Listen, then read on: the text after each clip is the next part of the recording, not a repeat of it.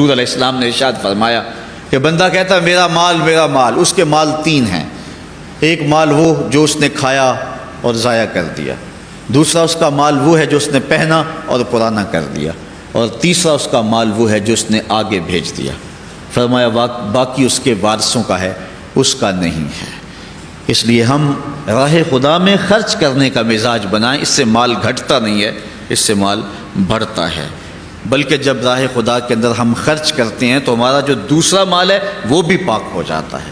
اللہ کے محبوب کا ایک فرمان سنیے جس کو حضرت حسن بصری رضی اللہ تعالیٰ عنہ بیان کرتے ہیں، حسنوا اموالکم بالزکوۃ وداووا مرضاکم بالصدقہ واستقبلوا امواج البلاء بالدعاء والتضرع۔ فرمایا کہ اپنے مال کو، اپنے اموال کو زکوٰۃ سے پاک کرو اور اپنے مریضوں کا علاج صدقے سے کرو، اور جب مصیبتیں اور بلائیں تمہارا رخ کریں تو پھر دعا سے اور اللہ کے حضور زاری سے اللہ کی مدد چاہو۔ آج ہم صدقے کا مزاج بہت کم کر چکے ہیں۔ اسی زمانے میں ایسا ہوتا تھا کہ جب کوئی بیمار ہوتا تھا تو سب سے پہلا کام لوگ یہ کرتے تھے کہ صدقہ دیا کرتے تھے، ڈاکٹر کے پاس پھر جایا کرتے تھے، حکیم کے پاس پھر جایا کرتے تھے، سب سے پہلے اس کی جان کا صدقہ دیا کرتے تھے۔ صدقہ قضا کو بدل دیتا ہے، تقدیر کو بدل دیتا ہے۔ صدقہ سے اپنے مریضوں کا علاج کرو۔ اصل ڈاکٹر کے پاس جانا، علاج کروانا سنت ہے، اس کی ممانعت نہیں ہے، لیکن یہ بات ہمیشہ ذہن میں رکھیے گا کہ ڈاکٹر کے پاس دوا ہے، شفا نہیں ہے، شفا اللہ کے دستے کرم میں ہے۔ اس لیے جب بھی بیمار ہو جاؤ تو پہلے صدقہ کرو اور پھر ڈاکٹر کے پاس جاؤ، اللہ اس صدقے کی برکت سے ڈاکٹر کی دوا میں شفا رکھ دے گا، کیونکہ شفا تو اس کے حکم میں ہے نا، چیزوں میں تو شفا نہیں ہے، وہ تو اس نے حکم جہاں دے دیا وہاں شفا ہے۔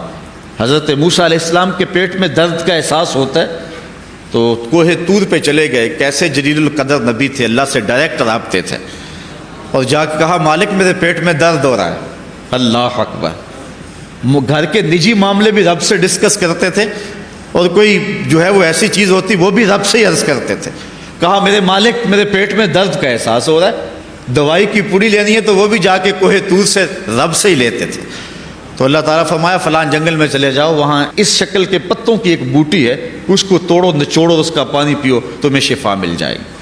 حضرت موسیٰ علیہ السلام گئے اور جا کے بوٹی کو توڑا نچوڑا، پانی پیا، شفا ہو گئی۔ کچھ عرصہ بیتا، دوبارہ اسی طرح کا درد جاگا۔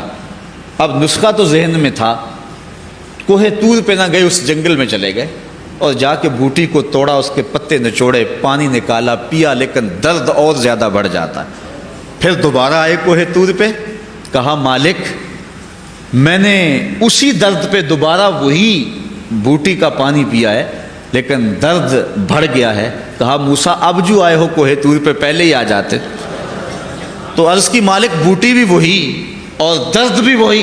فرمایا سب کچھ وہی ہے، لیکن پہلے میرا حکم تھا، اب میرا حکم ساتھ شامل نہیں تھا۔ شفا بوٹے میں نہیں رکھی، شفا تو میرے حکم میں رکھی ہوئی ہے۔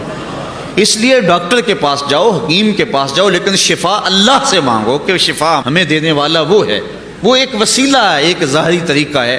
تو حضور علیہ الصلوۃ والسلام، اللہ اکبر، کیا خوبصورت ارشاد فرما رہے ہیں، حسنوا اموالکم بالزکوۃ، اپنے اموال کو زکوٰۃ سے پاک کرو، وداووا مرضاکم بالصدقہ، اور اپنے مریضوں کا علاج صدقے سے کرو، واستقبلوا امواج البلاء بالدعاء والتضرع، جب مصیبتوں اور اذیتوں کے طوفان تمہاری طرف منہ کھولے ہوئے آئیں تو اس وقت اللہ سے آہوزاری کرو، اللہ کے حضور دعا کرو، التجا کرو اور اللہ سے مدد مانگو۔ وہ بلاؤں کے رخ کو موڑ دے گا، وہ مصیبتوں کے رخ کو پلٹ دے گا تمہاری جانب۔